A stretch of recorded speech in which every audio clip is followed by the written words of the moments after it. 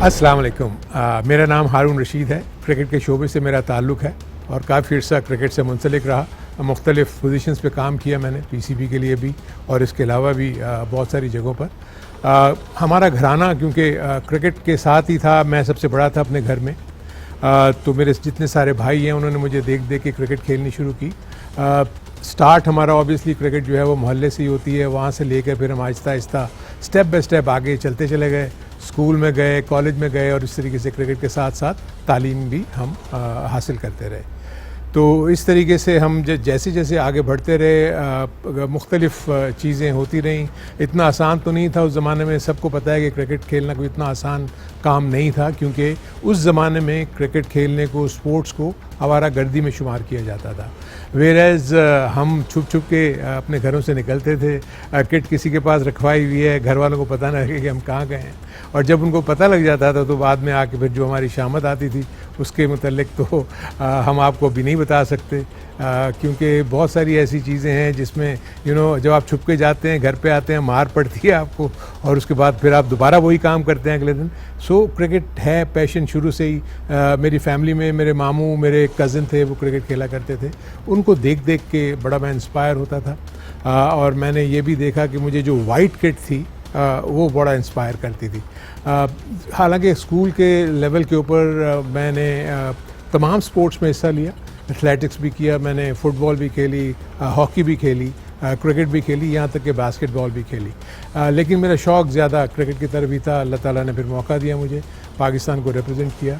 अल्लाह का बड़ा करम है कि मैं यहाँ तक पहुँचा। स्कूल था वो CMS school, church missionary society, जो कि लॉरेंस रोड पर हुआ करता था।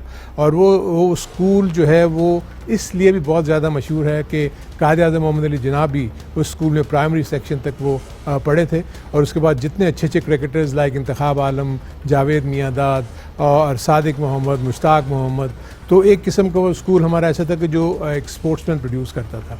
सो वहाँ रह के स्कूल की टीम में खेलने से, फिर बिल्कुल करीबी मोहल्ले में हमारा मतलब घर था स्कूल के बिल्कुल बराबर में ही, और जावेद मियांदाद और उसकी फैमिली भी हमसे थोड़ा ही दूर रहती थी, तो हम लोग इकट्ठा क्रिकेट खेलते थे। स्कूल के बाद फिर हम कॉलेज, जब मैं कॉलेज की तरफ गया तो कॉलेज में SM कॉलेज कराची से मैंने ग्रेजुएशन की। वहाँ मैंने भी तालीम हासिल की और वहाँ की क्रिकेट की टीम को रिप्रेजेंट भी किया। यहाँ मैं ये बता दूं कि स्कूल के लेवल से ही मैंने कप्तानी करनी शुरू कर दी थी, अपने स्कूल की भी कैप्टनशिप की। और उसके बाद फिर मैं जब कॉलेज के लेवल पे आया तो मैंने ना सिर्फ एक इंटर बोर्ड यानी जो इंटर कॉलेजिएट होते थे उसमें अपने कॉलेज की एज बहैसियत कप्तान नुमाइंदगी की। फिर जब हम डिग्री में चले गए उसके बाद फिर उसको भी मैंने कप्तानी का शर्फ हासिल किया। बहुत ज़्यादा स्पोर्ट्स की तरफ रग़बत की वजह से हमारे जो स्पोर्ट्स इंचार्जेस थे वो मुझे बहुत ज़्यादा कोशिश करते कि मुझे एथलेटिक्स की तरफ ले जाएं, क्योंकि नेचुरल एथलीट था मैं। तो लेकिन शौक़ मेरा क्रिकेट का ज़्यादा था, तो मैं क्रिकेट की तरफ ही खेलता चला गया।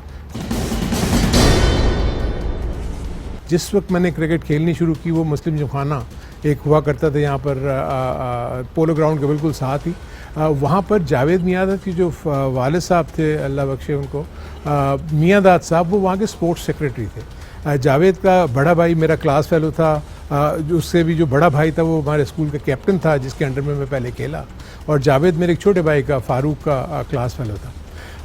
एक किस्म की हमारी जो फैमिली गेट टुगेदर रहा करती थी। तो फिर मियांदाद साहब हमें अपने साथ मुस्लिम जिमखाना में ले गए। मुस्लिम जिमखाना में जब हम क्रिकेट खेलनी शुरू की तो सबसे बड़ा जो उसमें हमें फ़ायदा हुआ वो ये था कि कराची क्रिकेट एसोसिएशन का जो ऑफ़िस था वो मुस्लिम जिमखाना में ही था।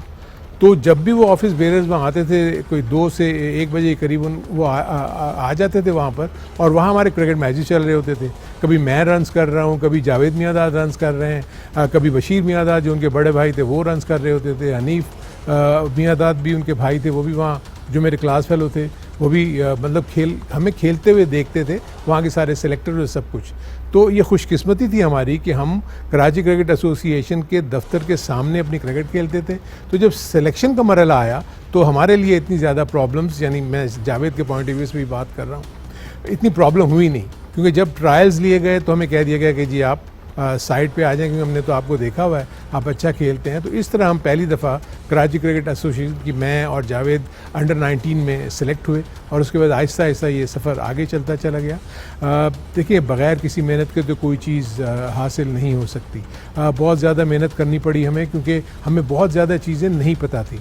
फिर जो हम आगे बढ़ते चले गए, हमारे यानी मैं अपने कलीग्स की भी बात कर रहा हूँ, जिसमें जावेद है, उसके साथ हनीफ मियाँदाद थे, हमारे साथ और भी बड़े प्लेयर्स खेलते थे मुस्लिम जिमखाना में। क्योंकि वहाँ एक चीज़ ये होती थी कि जब भी ये टेस्ट क्रिकेटर्स नहीं खेल रहे होते थे, चाहे वो इंतखाब आलम हो या मुश्ताक मोहम्मद हो या सादिक मोहम्मद हो, तो ये कभी कभी वहाँ हमारे मुस्लिम जिमखाना में आकर खेला करते थे। तो उसको देखने से भी हमें बहुत कुछ सीखने का मौका मिला। इस तरह चलते चलते फिर अंडर 19 से हम कराची की मेन टीम में सिलेक्ट हुए। वहाँ से हम आगे चलते गए और उसके बाद फिर यूनाइटेड बैंक ने नेशनल बैंक ने हमें यानी मुझे 1972 में उन्होंने मुझे अपनी टीम में लिया, जिसमें मैं इकबाल कासिम 1972 हमने ज्वाइन किया नेशनल बैंक। 4 साल 5 साल तक तो मुझे कोई मौका नहीं मिला, ना मुझे मिला ना इकबाल कासिम को मिला। तो हम लोग ज़्यादातर 12th मैन मैं होता था और इकबाल कासिम जो थे वो स्कोरिंग किया करते थे।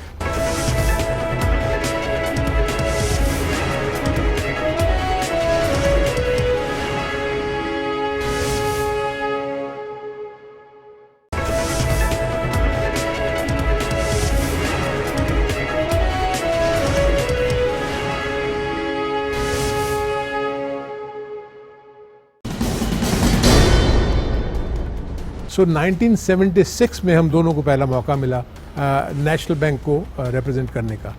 अल्लाह ताला का बड़ा फजल करम हुआ कि हमने पहले ही यानी दोनों ने ही हमने अच्छा परफॉर्म करना शुरू कर दिया। और उसके बाद फिर आहिस्ता आहिस्ता जब हमारा एक सीज़न में मैंने बहुत ही उम्दा परफॉर्मेंस दी, जिसमें कोई अबाउट 3 या 4 सेंचुरीज़ लगातार मैंने स्कोर की थी, और उसके नतीजे में मुझे पाकिस्तान ए की टीम में सेलेक्ट किया गया, जो 1975 में श्रीलंका का जिसने दौरा किया। उस दौरे में हमारे साथ इमरान खान भी थे, सरफराज नवाज़ भी थे, आसिम मसूद भी थे और इंतखाब आलम उस टीम के कैप्टन थे। तो वहाँ भी जाके मैंने और जावेद ने एक आध मैच में सेंचुरी स्कोर की, जावेद ने भी की, मैंने भी की। उसके बाद फिर हम पाकिस्तान की मेन टीम में शामिल हो गए और मेरा पहला दौरा जो था वो ऑस्ट्रेलिया का था। पहले 2 टेस्ट मैचेस में तो मुझे मौका नहीं मिला। क्वींसलैंड में एक साइड मैच था जहाँ पर मुझे मौका दिया गया। अल्लाह ताला की बड़ी मदद शामिल रही और मैंने वहाँ सेंचुरी स्कोर की। तो जैसे ही मैंने वो सेंचुरी स्कोर की तो सिडनी में एक बड़ा मरला आया, जिसमें मुश्ताक मोहम्मद जो कि हमारे कैप्टन थे, उनको ये फैसला करना था कि उन्होंने एक बैट्समैन खिलाना था। उनके पास चॉइस 2 थी। एक, या तो मुझे खिला लेते, मैं बिल्कुल न्यू कमर था, या वो वसीम हसन राजा जो कि रमीज़ हसन राजा के बड़े भाई हैं मरहूम, उनको खिला लेते। वो पहले से खेल चुके थे पाकिस्तान के लिए, वो लेग ब्रेक बॉलिंग भी करते थे और उसके साथ साथ वो बैटिंग भी करते थे, बड़े डैशिंग ऑलराउंडर थे। लेकिन मुश्ताक मोहम्मद ने एक बड़ा बोल्ड डिसीजन लिया और उन्होंने फैसला किया कि मुझे 11 में शामिल करेंगे। आई थिंक यही वही होती है कि जिसमें तकदीर आपको किस तरीके से लेके चलती है। और मुझे मौका मिला। पाकिस्तान 77 for 3 था जब मेरी बैटिंग आई पहली मरतबा, और पहला बॉल मैंने डेनिस लेली जो कि बहुत ही मशहूर ज़माना फास्ट बॉलर्स थे, उनको मैंने फेस किया।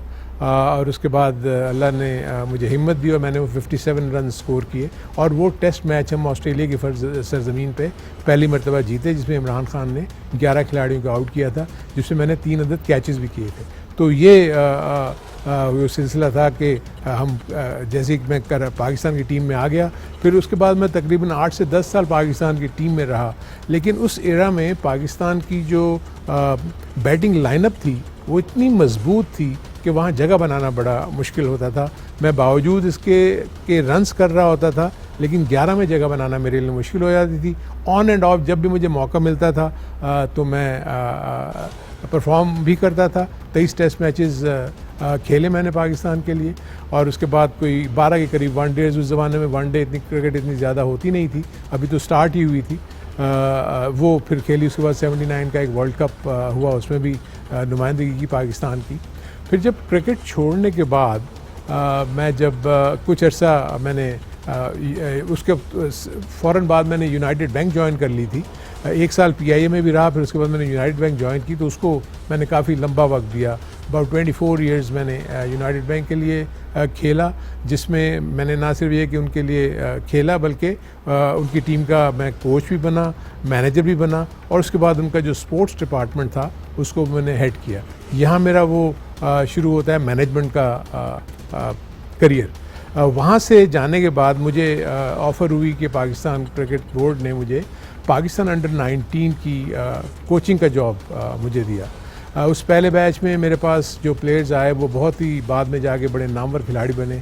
पहले बैच में मेरे पास वकार यूनुस, इंज़माम उल हक, मुश्ताक अहमद, मोइन ख़ान, बासित अली, ये वो प्लेयर्स थे जिनको मैंने अंडर 19 में पहले कोच किया। फिर आहिस्ता आहिस्ता फिर कोचिंग की तरफ मैं बढ़ता चला गया। माजिद ख़ान जब चीफ़ एग्जीक्यूटिव हुए तो उन्होंने मुझे पूरे का पूरा जूनियर का चार्ज मुझे दे दिया। जब भी मैंने जूनियर लेवल के ऊपर जितना भी काम किया, अल्लाह के फजल से वहाँ से बड़े अच्छे प्लेयर्स पाकिस्तान की टीम को मिले। 94 में मैंने अंडर 15 की एक टीम सेलेक्ट की थी जिन्होंने इंग्लैंड में जाके वर्ल्ड कप खेला था। उस वर्ल्ड कप में यानी उस टीम ने अंडर 15 की टीम से 10 प्लेयर्स ऐसे थे जो आगे जाके पाकिस्तान की जिन्होंने नुमाइंदगी की। उसकी सिलेक्शन भी मेरे ज़िम्मे थी और कोचिंग तो उसकी किसी और ने की थी। तो उस सिलेक्शन में शुएब मलिक उसमें से निकले, हसन रज़ा उसमें से निकले, बाजिद ख़ान, तो इस किस्म के बहुत ज़्यादा ऐसे प्लेयर्स थे जिन्होंने आगे जाके, तौफीक उमर भी उसी में थे, इमरान फ़रद भी वहीं थे। सो कामरान अकमल, इमरान नज़ीर, ये सारे वो प्लेयर्स थे जो अंडर 15 में मैंने उस वक्त जब हमारी सिलेक्शन कमेटी थी उसने सेलेक्ट किए थे और उसके बाद वो आगे जाके खेले।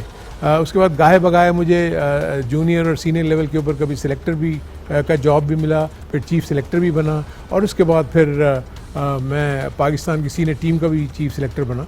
सो समझ लें कि पूरी की पूरी जो लाइफ है मैंने वो क्रिकेट को दे दी। पिछले 1-2 साल से मैं रिटायर होने के बाद मैं वापस कराची आ गया हूँ, इससे पहले मैं लाहौर में था।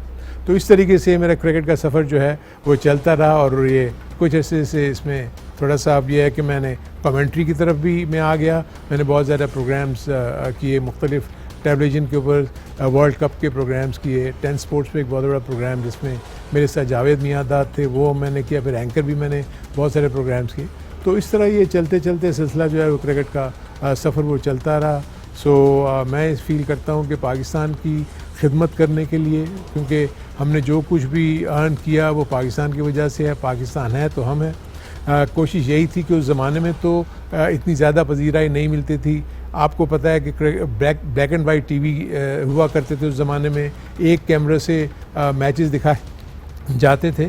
सो ओवरऑल अगर देखा जाए तो वो स्ट्रगल थी और उस स्ट्रगल को लेते हुए आज जब मैं जिन क्रिकेटर्स को देखता हूँ और जिस किस्म से जो ये अब जितने इवॉल्व हो गई है क्रिकेट और उसके साथ साथ ब्रॉडकास्टिंग, उसके बाद प्रोडक्शन, ये सारी चीज़ें जो हैं उसमें बेहतरी से बेहतरी आती चली गई और अब तो मतलब क्रिकेट देखने का अंदाज़ ही बिल्कुल मुख्तलिफ हो गया है और बहुत ही प्रोफेशनल वे में अब क्रिकेट होती है।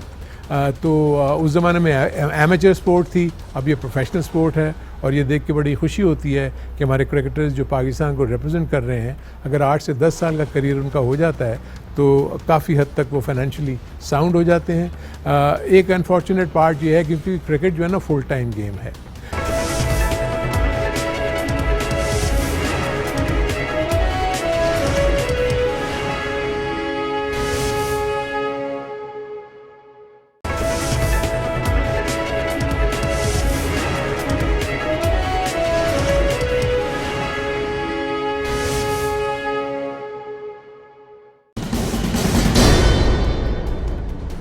बहुत ज़्यादा क्रिकेट अगर खेल के पाकिस्तान की टीम में आ जाएं तो अपनी तालीम को साथ अपने लेकर नहीं चल सकते, जो कि एक मैं फ़ील करता हूँ कि जो मुझे भी इसका एहसास उस ज़माने में भी हो गया था, क्योंकि जिस ज़माने में हमारे एग्ज़ाम्स हो रहे होते थे उसी ज़माने में हमारी कोई ना कोई टेस्ट सीरीज़ होती थी, तो हमें ऑब्वियसली अपने एग्ज़ाम्स को छोड़ के वहाँ जाना पड़ता था। बाद में आगे फिर हमें पेपर्स देना पड़ते थे, लेकिन समहाउ द अदर मैं ये फ़ील करता हूँ कि किसी तरीके से बाहर के ममालिक की तरह अगर हमारा क्रिकेट और तालीम साथ साथ चले तो हमें बहुत ज़्यादा इश्यूज़ जैसे कि आजकल आप देखते हैं हमें नज़र आते हैं कि हमारे क्रिकेटर्स बहुत ही टैलेंटेड हैं, हम उनको ऐसी जगह से उठाते हैं जहाँ से उनको किसी किस्म की कोई इंफ्रास्ट्रक्चर नहीं होता।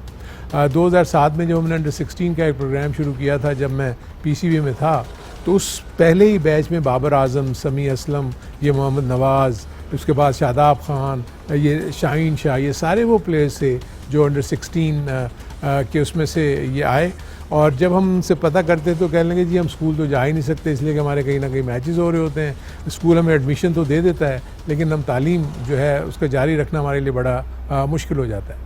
तो प्रॉब्ली आई थिंक कभी मैं देख रहा था कि अभी यह शायद सिलसिला शुरू किया है कि यंग बच्चों को पिक करने के बाद उनको तालीम के साथ साथ क्रिकेट को भी उनको तालीम दी जाए, तो जो कि एक बड़ा अच्छा कदम है मैं फील करता हूँ पाकिस्तान क्रिकेट बोर्ड का। अगर ये तालीम और क्रिकेट साथ साथ चलें तो अगर वो क्रिकेटर नहीं भी बनते तो कम से कम तालीम तो इतनी ले लेंगे कि कम से कम कहीं और कुछ ना कुछ कर सकें। वेयर एज़ हमारे बहुत सारे ऐसे क्रिकेटर्स जो अपनी तालीम जारी नहीं रख सके और बाद में पाकिस्तान की तरफ भी आकर वो नहीं खेल सके, तो उनके लिए बड़ा इशू हो गया कि वो बाद में अपने करियर को किस तरीके से, क्योंकि क्रिकेटर तो वो बन नहीं सके और साथ साथ तालीम का फुकदान था जिसकी वजह से आगे जाके उनको बहुत ज़्यादा स्ट्रगल करनी पड़ी। सो ओवरऑल मैं ये फील करता हूँ कि एक स्पोर्ट्समैन की लाइफ में बहुत ज़्यादा उतार चढ़ाव आता है। कभी आप फॉर्म में होते हैं, कभी आप फॉर्म में नहीं होते, और मीडिया की इतनी ज़्यादा अटेंशन है टुवर्ड्स क्रिकेट ख़ास तौर पर, क्यों हमारे यहाँ तो बाइंडिंग फोर्स है। आप देखें क्रिकेट का मैच होता है, जब पाकिस्तान कहीं भी इन्वॉल्व होता है सो सब लोग छोड़ के क्रिकेट की तरफ ही बस नज़र रखे हुए होते हैं कि क्या हो रहा है क्या नहीं हो रहा। पाकिस्तान की टीम अभी हालिया जो वर्ल्ड कप में बहुत ही उम्दा कारकर्दगी उन्होंने दिखाई, बदकिस्मती से फाइनल में वो इतना अच्छा परफॉर्म ना कर सके शाहीन शाह की इंजरी की वजह से। और उसके अलावा जिस तरह से ये आए हैं, कहीं से नहीं लग रहा था कि ये सेमीफाइनल में क्वालिफाई करेंगे, लेकिन यह है कि जिस तरह हिम्मत से उन्होंने खेला। सो क्रिकेट जो है वो एक पैशन की तरह पर हम कहीं भी सड़कों पे, गलियों में, किसी मॉल्स में जा रहे होते हैं तो मैं इतना ज़्यादा हैरान होता हूँ कि कितना अर्सा पहले क्रिकेट खेलते थे, अब भी लोग पहचान के जिस तरीके से रिगार्ड करते हैं। आई थिंक ये बहुत बड़ी हमारे लिए जो तमानियत का बाइस ख़ास तौर पर क्रिकेटर्स के लिए बनता है। थोड़ा सा वाक़या मुझे याद आ गया इसी बात पे कि वेस्ट इंडीज़ में जब हम गए थे तो पाकिस्तान और इंडिया उस ज़माने में जब प्री पार्टीशन डेज़ में तो ऑल इंडिया ही हुआ करता था, तो वो जब पाकिस्तान की टीम वहाँ गई तो वो ये समझे कि हम इंडिया से आए। सो वो हमें यही समझ के हमें बड़ी आवगत करने की कोशिश की। तो जब हम उन्हें बताया कि हम तो पाकिस्तान से आए हैं और हम मुसलमान हैं, कि तो वहाँ ऑलरेडी बहुत ज़्यादा मुसलमान लोग पहले से मौजूद थे, लेकिन वो इंडिया से गए हुए थे। तो जब उन्हें पता लगा कि पाकिस्तान से हम आए, हमने बताया कि पाकिस्तान एक नया मुल्क है, 47 में हमें इंडिपेंडेंस मिली थी, तो ये देख के उनको बड़ी वो हुई कि जी पाकिस्तान एक इस्लामी मुल्क है, हमें तो पता ही नहीं था, क्योंकि वो बड़ा फार फ्लंग एरिया में, आपको पता है करीबन आइलैंड, छोटे छोटे से आइलैंड्स हैं वहाँ। उस ज़माने में तो मवासलात का निज़ाम भी ऐसा नहीं था कि उनको बहुत सारी चीज़ें पता लगती। तो ये चीज़ देख के मैंने फ़ील किया कि स्पोर्ट्समैन जो होते हैं वो एक किस्म के एम्बेसडर्स भी होते हैं, और वो जाके अपने मुल्क को अच्छी तरीके से उसकी रोशनास करा सकते हैं, जो कि हमें हर जगह पे ये करने को मिलता है।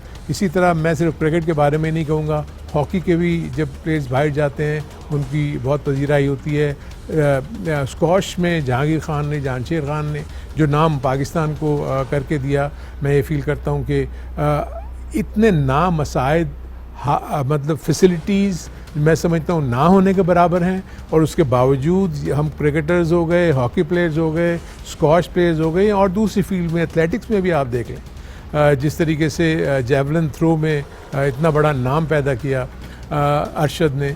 तो ये बहुत बड़ी चीज़ है। अल्लाह ताला ने हमें खुदादाद सलाहियतों से नवाजा हुआ है। आई विश कि जो लोग स्पोर्ट्स को चलाते हैं वो कोशिश करके ये ग्रास रूट लेवल के ऊपर इंफ्रास्ट्रक्चर, ग्राउंड्स, खेलने की सहूलतें अगर इन यंग प्लेयर्स को मुहैया कर देंगे तो मैं नहीं समझता कि पाकिस्तान हर फील्ड में, क्योंकि इस वक्त सारे का सारा रुझान जो है ना आजकल के यंगस्टर का वो क्रिकेट की तरफ है, लेकिन मैं फील करता हूँ कि और भी जो स्पोर्ट्स हैं उनको भी बहुत ज़्यादा फ़रोग मिलना चाहिए, ताकि डाइवर्सिफिकेशन होनी चाहिए। यंग प्लेयर्स को मुख्तलिफ़ फील्ड्स में जाना चाहिए, जो क्योंकि आपको अर्ली एज में पता लग जाता है कि आप किस तरफ ज़्यादा अच्छे जाते हैं। क्योंकि मैं बाहर के ममालिक में तो देखता हूँ कि बहुत ज़्यादा लोग क्रिकेट की तरफ नहीं आते। ऑस्ट्रेलिया में तो उन्होंने ये भी किया कि क्रिकेट का करिकुलम उन्होंने अपने स्कूल में लाए वो, ताकि लोग क्रिकेट की तरफ रग़बत हासिल करें और क्रिकेट खेलना शुरू करें।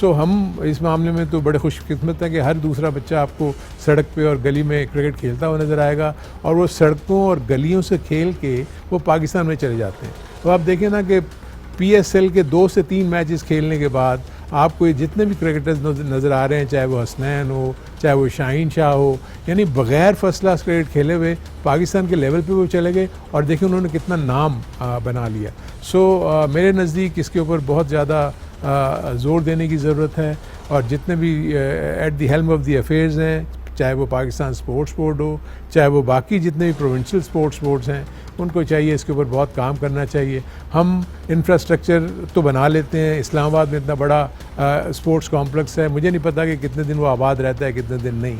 सो मेरे अपने नज़दीक जितने ज़्यादा आप प्रोविंशियल लेवल के ऊपर ये ग्राउंड्स और ये मैदान और खेलों की और दूसरी सहूलियात मुहैया करेंगे, तो कोई वजह नहीं है कि हर किस्म के खेल में खिलाड़ी आगे ना आए।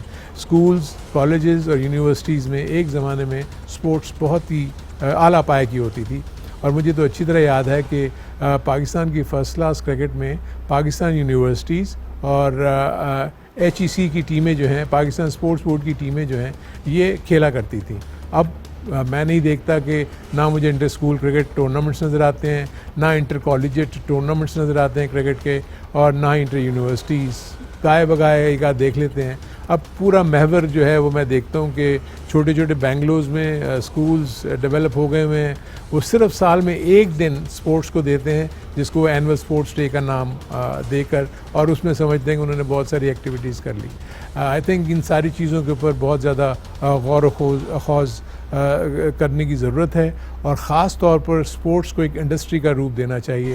हमारे जितने भी बिज़नेस हाउसेस हैं, इनको आना चाहिए ताकि स्पोर्ट्स को फ़रोग़ दें और उसकी सपोर्ट करें, क्योंकि फाइनेंशियल सपोर्ट जब तक उनको नहीं मिलेगी, कोई भी स्पोर्ट जो है वो पनप नहीं कर सकती। ऑस्ट्रेलिया में एक जो क्लब है, एक क्रिकेट क्लब, उसके 20 से 22 स्पॉन्सर्स हैं, वेयरएज़ हमारे पास हमारी जो फर्स्ट क्लास की टीम्स हैं, उनके पास एक भी स्पॉन्सर नहीं है। सारा काम पाकिस्तान क्रिकेट बोर्ड को करना पड़ता है। तो आई विश कि जो भी करता धरता हैं, अरबाब इख्तियार हैं, उनको चाहिए कि इसके ऊपर बहुत सीरियसली सोचें और कोशिश करें कि जितना ज़्यादा जल्दी जो है वो इसको और फंड्स ला के अच्छा काम करें, ताकि हमारे यंगस्टर्स को मौके मिले कि वो प्रैक्टिस करें, ट्रेनिंग करें, और उसके साथ साथ वो आगे जाकर पाकिस्तान की नुमाइंदगी करें।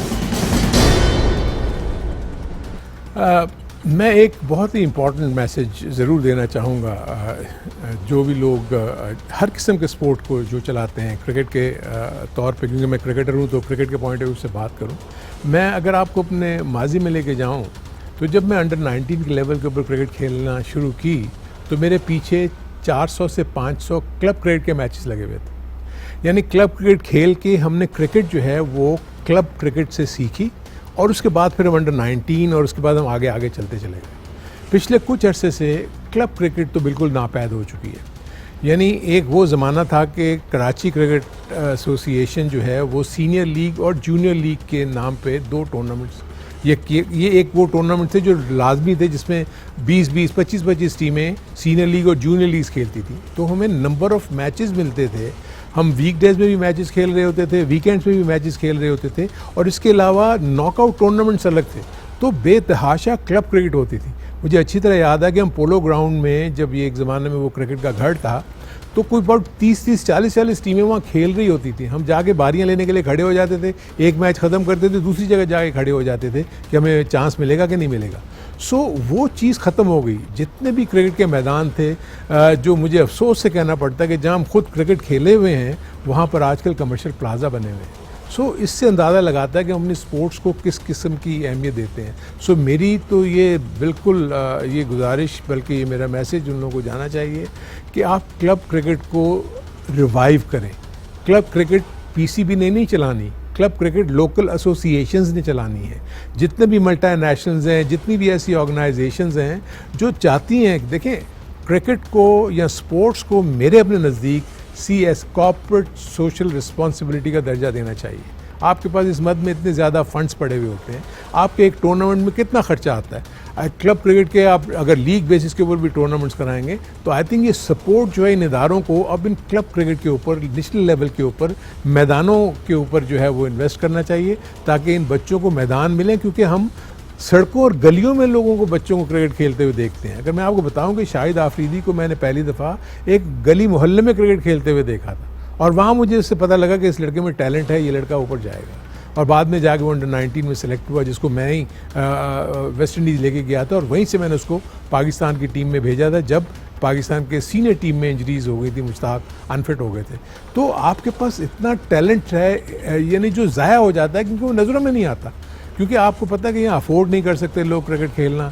सो जितना ज़्यादा, एक ज़माना था कि मैं मानता हूँ कि क्रिकेट जो है एक ज़माने में बहुत सस्ती थी। मुझे अपने मोहल्ले की टीम का याद है कि जब पहली मरतबा हमने मोहल्ले की टीम बनाई तो हमने चंदा जमा किया। सो 105 रुपये इकट्ठे हुए और 75 रुपीज़ में हमारा पूरा kit, cricket balls, stumps, pad, सब कुछ आ गया, जो आजकल के दौर में मुमकिन नहीं है। तो उस ज़माने में हमारे चंद लोग होते थे, शेख साहब शादाब क्रिकेट चलाते थे और इसी तरह के बेग साहब नादम जिमखाना चलाते थे, ज़मीर साहब चलाते थे, पाक क्रिसेंट चलाया करते थे भाईजान। सो मेरे अपने नज़दीक ऐसे लोग, अब ऑब्वियसली वो चाहते हैं क्रिकेट की तरफ गए, लेकिन अब क्रिकेट ज़्यादा महंगी हो गई है, वो अफोर्ड नहीं कर सकते। सो मेरे नज़दीक, क्योंकि आपके पास फंड्स हैं, आप उनको लेकर आएँ और इस क्रिकेट को पूरे मुल्क में क्लब क्रिकेट का जाल फैला दें, क्योंकि जब तक आप निचले लेवल के ऊपर क्रिकेट नहीं खेलेंगे आपको लड़कों की पहचान नहीं होगी।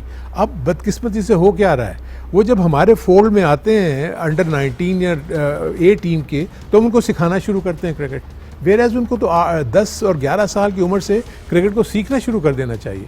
इसीलिए हमने अंडर 16 का प्रोग्राम शुरू किया था कि यंग एज में इन प्लेयर्स को पकड़ें और उसके बाद हम उनको इसका सिखाना शुरू करें। सो मेरी तो यही गुजारिश और दरख्वास्त है कि ये जितने भी ये बड़े बड़े ऑर्गेनाइजेशंस हैं, मल्टी नेशनल्स हैं, इनको चाहिए कि पूरे मुल्क में, आपके पास इस वक्त 6 क्रिकेट एसोसिएशन, उनके नीचे तकरीबन 90 शहर हैं। आप 90 शहरों में अगर क्लब क्रिकेट का जाल फैला देंगे तो अंडर 16 से लड़के निकलेंगे, अंडर 17 से लड़के निकलेंगे, अंडर 15 से निकलेंगे। सो यही लड़के आगे ग्रो करते हुए आएंगे, क्लब क्रिकेट खेलते हुए आगे जाएंगे। सो मेरे नज़दीक मेरा मैसेज तो यही है कि क्लब क्रिकेट को जितनी जल्दी से जल्दी फ़ाल किया जाए, पीसीबी के ऊपर से ये बोझ हटा दिया जाए और ये जितनी भी एसोसिएशन हैं इनको, और जो सिटी क्रिकेट एसोसिएशन हैं, इनको चाहिए कि अपनी क्रिकेट को, क्लब क्रिकेट को लीग बेसिस के ऊपर इस्तेमाल करें।